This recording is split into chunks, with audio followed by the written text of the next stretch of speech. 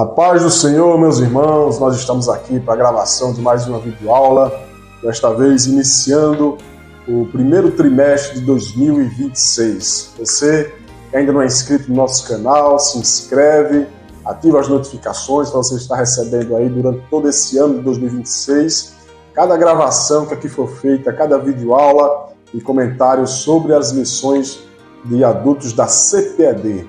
Eu sou o professor Eduardo, estou aqui com o professor Salomão. Pode ser, irmão. E estaremos comentando a lição de número 1 do primeiro trimestre de 2026. Este trimestre, como nosso professor Salomão está mostrando aí a revista, vai falar durante todo o trimestre, sobre a Santíssima Trindade.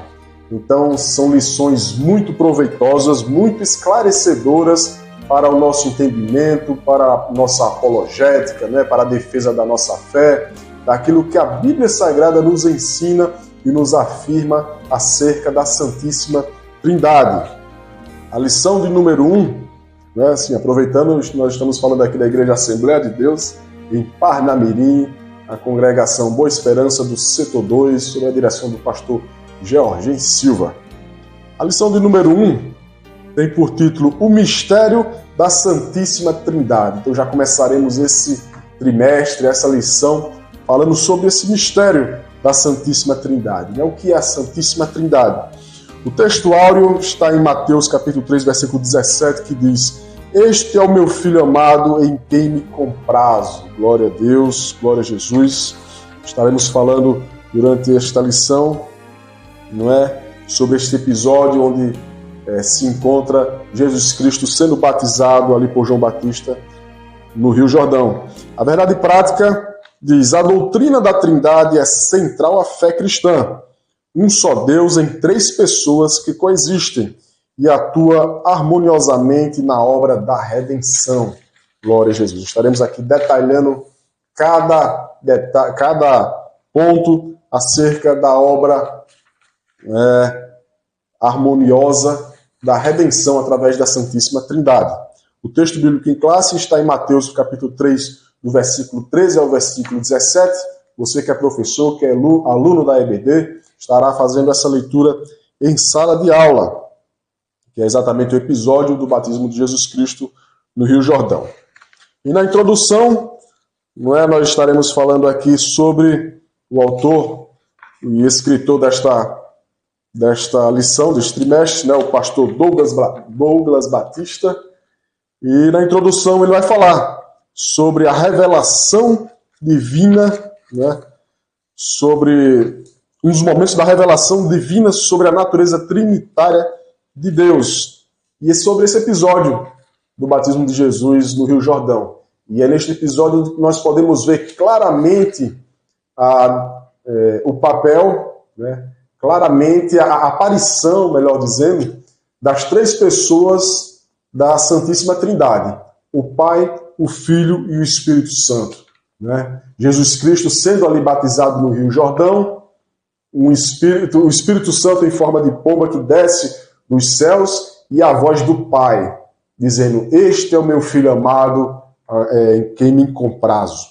Então nós vemos aí as três pessoas da Santíssima Trindade juntos em um único episódio. Louvado seja o nome do Senhor.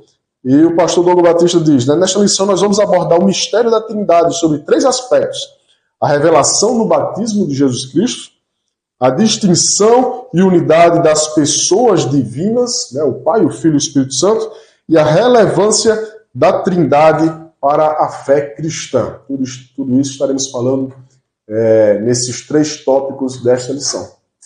Amém. Pai do Senhor, que Deus vos abençoe com muitas bênçãos dos céus. Esse trimestre ele é maravilhoso, vai nos trazer grandes ensinamentos sobre a palavra de Deus. No primeiro tópico, temos como tema a revelação trinitária no batismo de Jesus.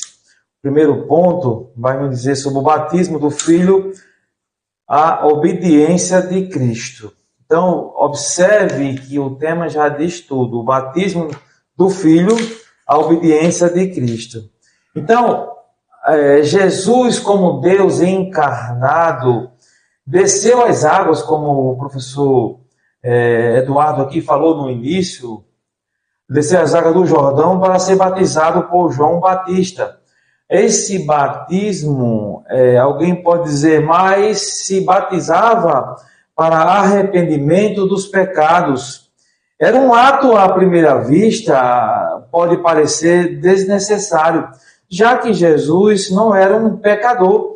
Lá em Hebreus capítulo 4, versículo 15, que nos diz assim, Hebreus 4, 15, nos diz assim: porque não temos um sumo sacerdote que não possa compadecer-se das nossas fraquezas, porém, como nós, em tudo foi tentado, mas sem pecado. Ele foi tentado em tudo, mas sem pecado. Então, a gente entende, a Bíblia nos mostra claramente que Jesus não tinha pecado. Quer dizer, à primeira vista, o batismo não precisaria. Mas aí o próprio Jesus, em Mateus capítulo 3, versículo 15, ele diz assim: deixa por agora, porque assim nos convém cumprir toda a justiça. Então, Cristo precisava cumprir toda a lei. Foi o único que cumpriu toda a lei, os 600 e poucos preceitos. Foi o único que cumpriu toda a lei, sem pecado, sem mácula, sem... Então, entendemos que Jesus não precisava ser batizado. Contudo, ele se submete a essa tradição judaica, associando-se à condição dos pecadores, porque veio salvá-los. Assim, o batismo de Jesus é um gesto de identificação com a humanidade pecadora e uma atitude de obediência ao plano redentor do Pai. Ele cumpriu porque era o mandamento de Deus, cumpriu toda a palavra de Deus.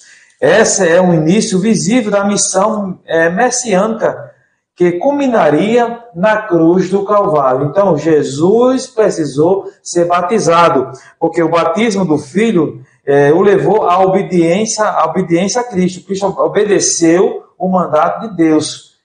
Toda a ordem de Deus, Cristo obedeceu e seguiu à risca, irmão Eduardo. Glória a Jesus. Né? Então, o professor Salomão falou aqui sobre o batismo do Filho, né, a obediência de Cristo, e no segundo tópico nós vamos falar da descida do Espírito Santo, né, e que diz a unção para o ministério. Então, logo após Jesus ele sair das águas, né, os céus se abriram e desceu o Espírito em forma corpórea de uma pomba, né, e voou ali sobre Jesus Cristo. Então, foi uma manifestação visível, como o pastor Douglas bem fala aqui, que indicava ser ele o Messias prometido, o Cristo literalmente ungido de Deus. Né? Cristo, Messias, significa ungido de Deus. E ali foi uma comprovação, esse episódio do batismo de Jesus Cristo, uma comprovação que o Espírito do Senhor era sobre ele. Não estava ali acontecendo uma adoção do Espírito, como algumas linhas teológicas aí querem dizer, né? Que a partir daquele momento é que o Espírito foi sobre Jesus Cristo. Não, Jesus Cristo ele sempre foi Deus. Ele sempre foi Deus, o Espírito Santo sempre foi Deus e o Pai sempre foi Deus, né? E aí forma a pessoa de Deus, a Santíssima Trindade. Mas o Filho não é o Pai não é o Espírito e o Espírito não é o Filho. Cada um tem a sua natureza distinta, né? Mas aí esse episódio foi uma comprovação que o Espírito Santo estava sobre Jesus Cristo, uma visão, não é?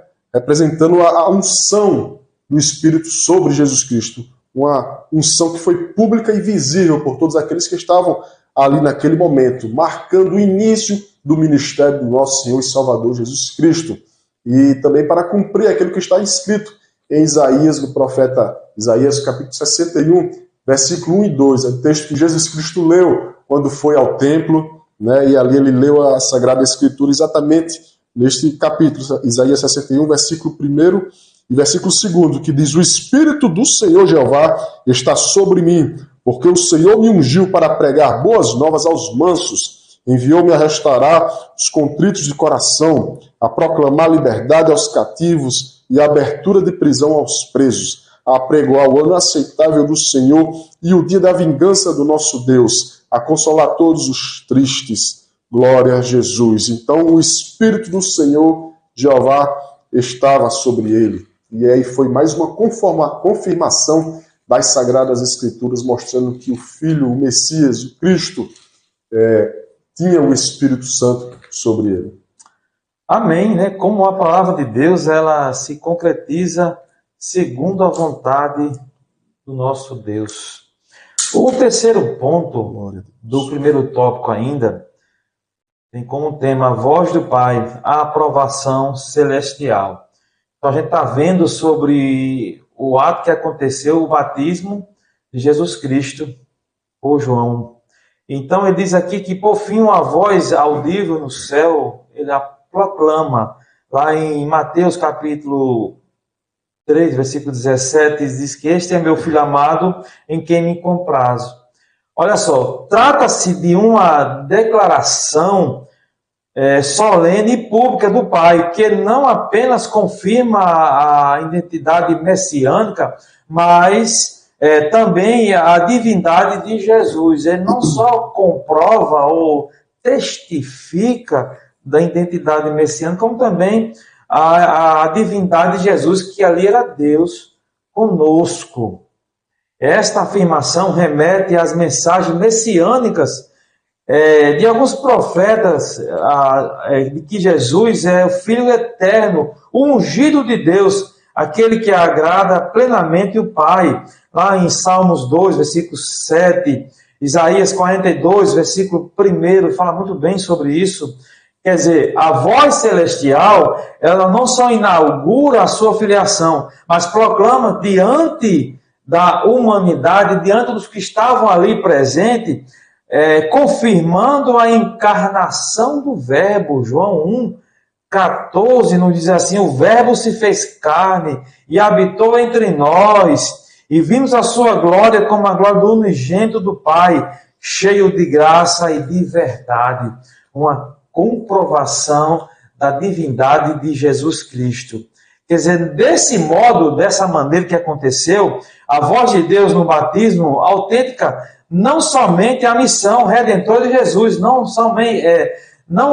testifica sobre a missão redentora de Jesus, mas ainda demonstra a sua filiação divina. Este é meu filho amado em quem me comprazo.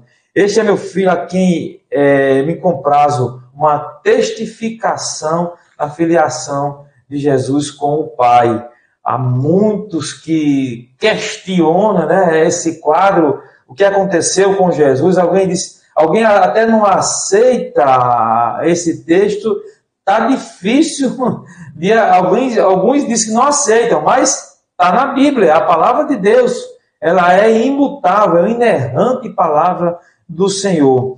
O sinopse desse primeiro tópico nos diz assim: a revelação da Trindade no batismo de Jesus confirma que o Pai, o Filho e o Espírito Santo coexistem eternamente e atuam harmoniosamente na obra da redenção. Amém. Glória a Jesus. E o segundo tópico fala a distinção e a unidade das pessoas divinas. Nós vamos falar nesse segundo tópico sobre a distinção e a unidade das pessoas divinas na Santíssima Trindade. O primeiro subtópico, unidade e distinção pessoal. E aí o autor fala, né, que a doutrina da Trindade afirma que Deus é um só, é uma só essência, mas subsistem três pessoas distintas, né, três naturezas, como a gente já falou aqui, o Pai, o Filho e o Espírito Santo. Né, mas o Pai não é o Filho não é o Espírito não é o Pai. Mas o Pai é Deus, o Filho é Deus e o Espírito é Deus. Né? São três pessoas distintas. A obra da redenção, por exemplo, é trinitária em sua essência. Então a gente vai ver as três pessoas da Santíssima Trindade, não é, que fazem parte da obra da redenção do homem. O Pai planeja e elege. Efésios capítulo 1, versículo 4. A gente pode ler aqui a partir do versículo 3, né? Bendito o Deus e Pai do nosso Senhor Jesus Cristo, o qual nos abençoou com todas as bênçãos espirituais nos lugares celestiais, como também nos elegeu nele antes da fundação do mundo, para que fôssemos santos e irrepreensíveis dele em amor ou em caridade. Então o Pai, ele planeja e elege, né? O Filho executa a obra expiatória, João 3,16, né? O textuário do Evangelho de Jesus Cristo. Porque Deus amou o mundo de tal maneira que deu seu Filho unigênito para que todo aquele que nele crê não pereça, mas tenha a vida eterna. O Pai entregou o seu Filho, seu único Filho unigênito, para morrer na cruz pelos nossos pecados. Glória a Jesus. Jesus Cristo, como Filho, cumpriu a vontade do Pai ali na cruz do Calvário.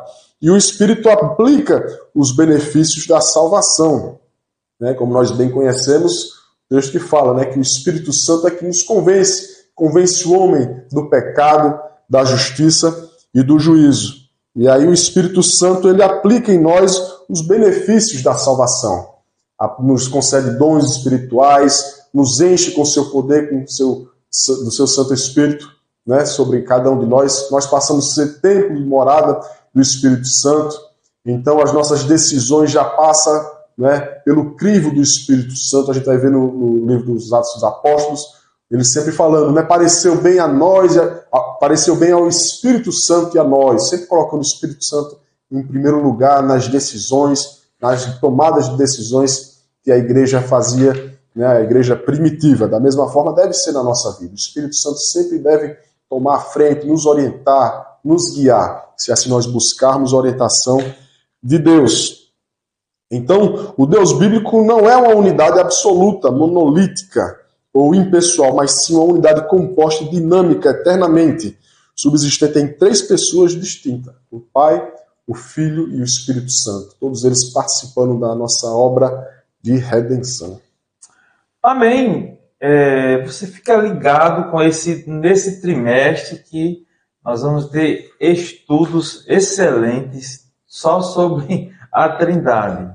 O segundo ponto tem como tema a pluralidade na unidade no Antigo Testamento. A pluralidade na unidade no Antigo Testamento. Ele diz aqui que no Antigo Testamento aponta para uma pluralidade dentro da unidade divina. Ele vai mostrar aqui no nome hebraico Elohim, aponta para o plural de Elohim, certo? Ele fala que é utilizado para designar o Deus único de Israel. Então, diz aqui, no princípio criou Deus, no princípio criou Deus, Elohim, os céus e a terra. Note que no texto o sujeito, abre aspas, Deus, está no plural, enquanto o verbo criou, que é bará, está no singular, indicando uma pluralidade pessoal e uma única essência divina. Essa estrutura gramatical incomum, ela reaparece em outros textos na Bíblia, como, por exemplo, lá em Gênesis 1, 26, capítulo 3, versículo 22, 11, 7, Isaías 6 e o capítulo 6, versículo 8.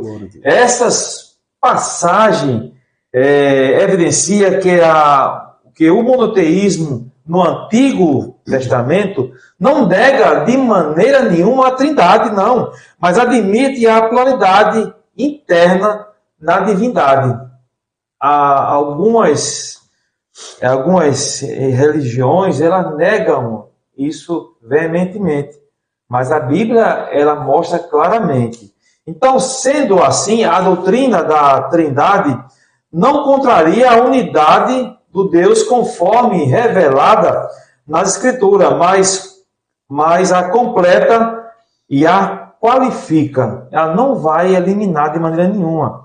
Alguém pode dizer, não, mas no Antigo Testamento ele fala muito bem sobre isso, mas no Novo não fala, não. Pelo contrário. No Antigo fala e no Novo confirma. Porque o Antigo, ele monta, a palavra de Deus vem ali, e no Novo Testamento há uma confirmação da palavra do Senhor. Não há como fugir dessas verdades de maneira nenhuma. Não há como fugir, né, irmão Eduardo? É verdade, professor.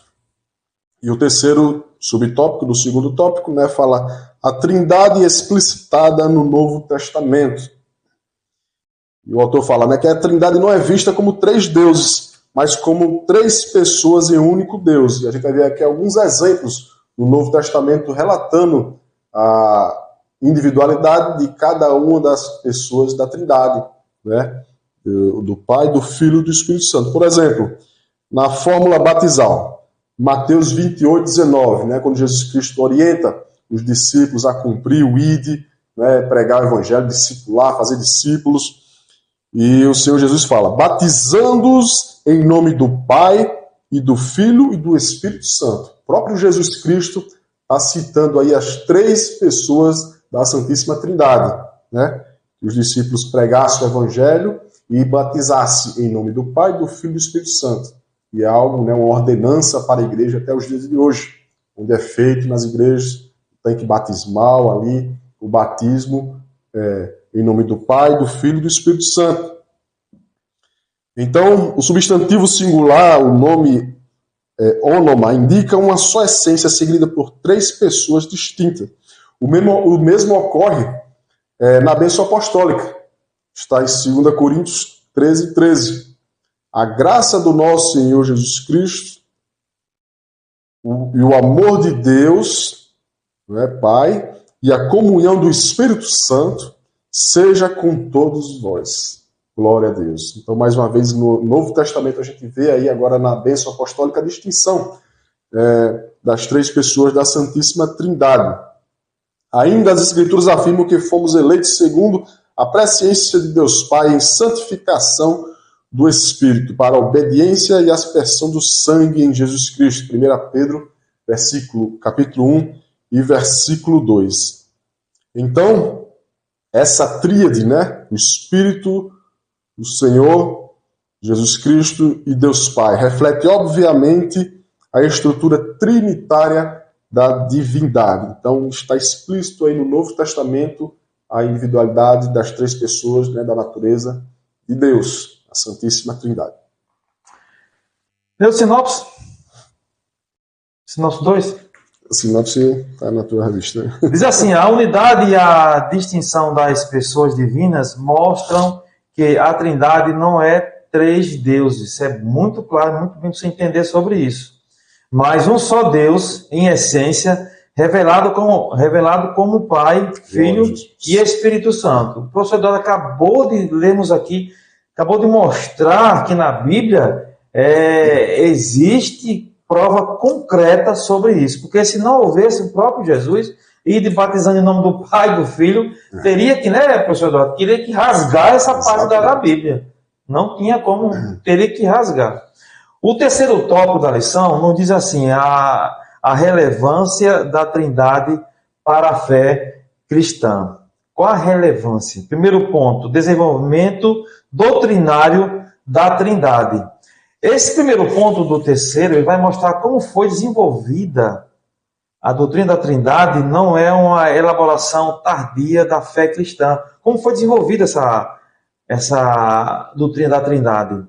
Ela emerge das Escrituras como uma revelação progressiva do Deus vivo. Foi tirada da palavra de Deus, das Escrituras, como a gente já leu aqui, prova concreta. Não foi invencionice, não foi da mente humana, não foi da palavra de Deus. E aqui o autor da lição dá vários textos comprovando isso aí.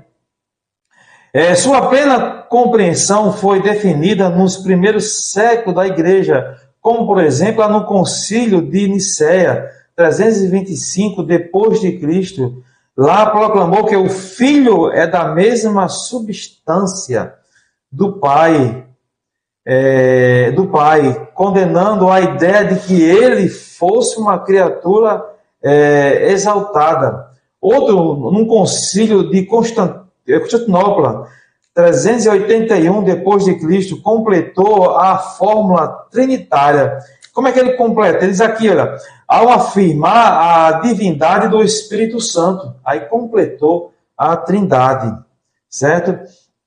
Desde os primeiros séculos, ele fala aqui que os estudiosos na fé cristã têm ensinado a perfeita unidade em Deus, sem confundir a identidade de cada pessoa divina. Não há confusão sobre isso. Assim aprendemos que o Pai é eterno e não gerado, e é a fonte. O Filho é gerado do Pai, e o Espírito Santo procede do Pai e do Filho. Desse modo, o apóstolo Paulo ensina a natureza trinitária da espiritualidade cristã. O cristão ora ao Pai por meio do Filho, no poder do Espírito Santo. Efésios capítulo 2, versículo 13 e o versículo 18 falam muito bem sobre isso. Então, esse desenvolvimento doutrinário da Trindade, ele foi desenvolvido dessa maneira.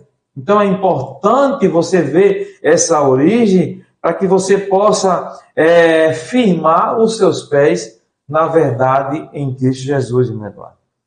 Amém. E o segundo subtópico, né, e último do terceiro tópico, fala sobre implicações doutrinárias. Né? Nós sabemos que não é um assunto muito fácil de compreensão. É verdade. Né? Mas quando nós miuçamos aqui cada detalhe que vamos fazer durante todo esse trimestre, né? Não é nessa primeira lição que nós vamos falar cada detalhe, né? O detalhe que fala sobre o Pai, outra lição que vai falar sobre o Filho, outra lição que vai detalhar mais o Espírito Santo.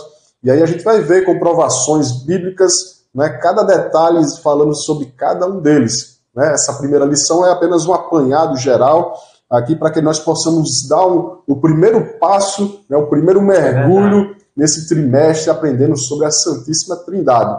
Então você que está assistindo, né, e que é aluno da EBD, você tem um pouquinho de paciência, ou então vai adiantando as lições, vai estudando, né, que quando chegar na sala de aula, é só perguntar para o professor as suas dúvidas, e ali todos compartilhar e crescer na graça e no conhecimento do nosso Deus, das Sagradas Escrituras. E aí todos os entendimentos, né, teológicos e doutrinários implicam em alguns entendimentos um pouco controversos às Sagradas Escrituras. E aqui, nesse tópico, o pastor Douglas Batista vai falar sobre algum deles. Né? Por exemplo, o triteísmo, crença em três deuses separados, como se o Pai fosse um Deus, o Filho outro Deus e o Espírito Santo outro Deus. Né? É conhecido como triteísmo. Viola a unidade de Deus, pois a Bíblia revela a existência de um só Deus, né? A Santíssima Trindade, um só Deus. 1 Coríntios capítulo 8, versículo 6.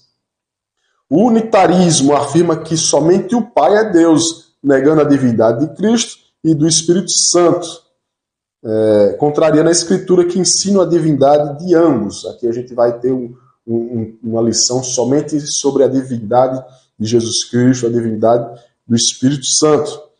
O unicismo, o modalismo, ensina que Deus ele se manifesta em três formas sucessivas, porém, no batismo de Jesus está claro que as três pessoas são distintas.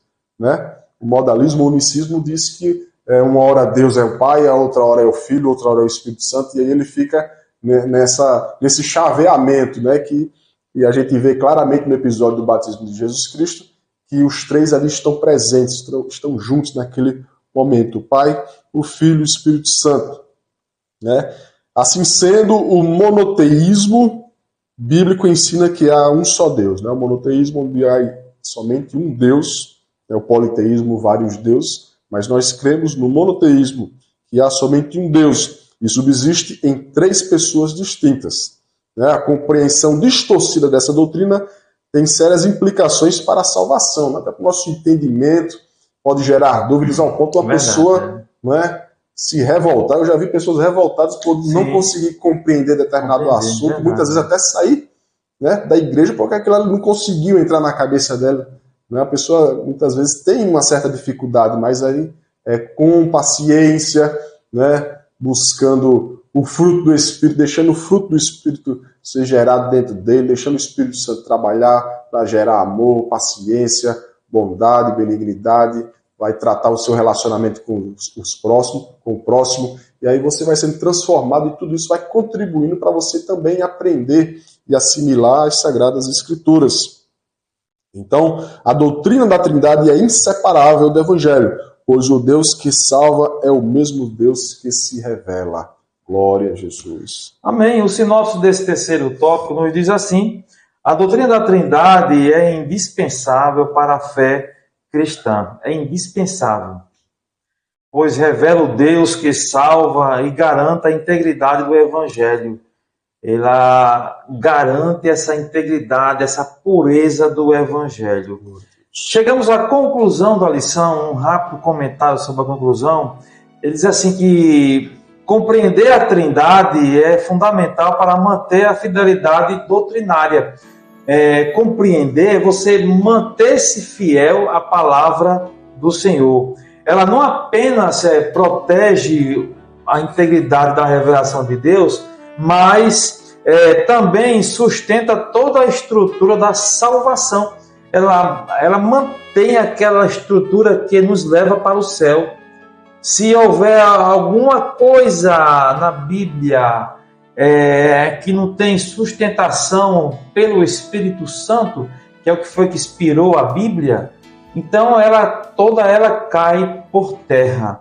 Quando você compreende, é fiel à doutrina da Trindade, você está mantendo isso aí, mantendo essa estrutura fiel da palavra do Senhor. Crer na Trindade é crer no Deus que salva, que se manifesta plenamente como Pai, Filho e Espírito Santo. Por isso, a doutrina da Trindade deve ser confessada, celebrada, ensinada como fundamento inegociável da fé cristã. Ela é inegociável.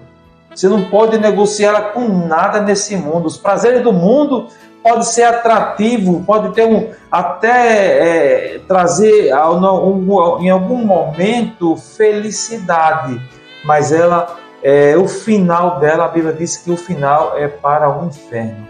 Mas você ser fiel à palavra do Senhor, ser fiel a Deus, nos leva para o céu. Amém? Com isso concluímos essa aula tão maravilhosa. Espero que você tenha gostado aí. Curta o vídeo e se inscreva no canal. E já te convido para a próxima aula, se assim Deus permitir. Que Deus te abençoe com muitas bênçãos dos céus. Amém. Deus abençoe a todos.